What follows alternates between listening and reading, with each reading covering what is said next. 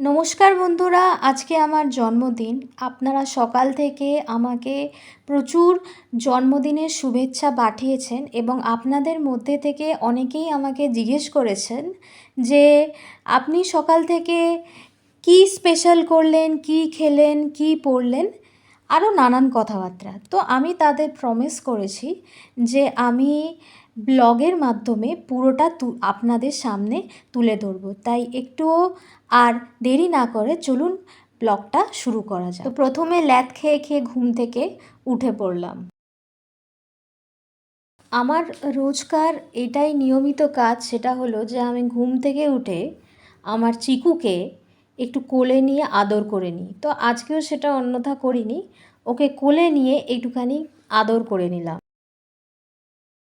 তারপর আমি দেখলাম আমার মা আমার জন্য বার্থডে স্পেশাল ব্রেকফাস্ট বানাচ্ছে এবং সেটা হলো লুচি, আলুর তরকারি, পায়েস। এরপর মা আমার জন্য বিরিয়ানি কিনে আনলো।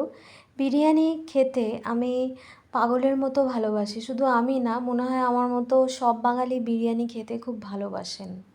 So let's jump to biryani. এরপর অনেকে জানতে চেয়েছেন যে আমি জন্মদিনে কী ড্রেস পরেছি। তো আজকে আমার জন্মদিনে আমি এই শাড়িটা পরেছি। এইবার হলো সাজগোজের পালা। এই আমি রেডি হয়ে গেছি কেক কাটার জন্য। কেকটাও শেষমেশ নির্লজ্জের মতো কেটে ফেললাম।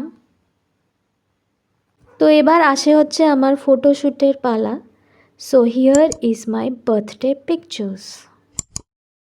আপনাদের ব্লগটি কেমন লাগলো কমেন্ট সেকশানে কাইন্ডলি কমেন্ট করে জানাবেন। Thank you.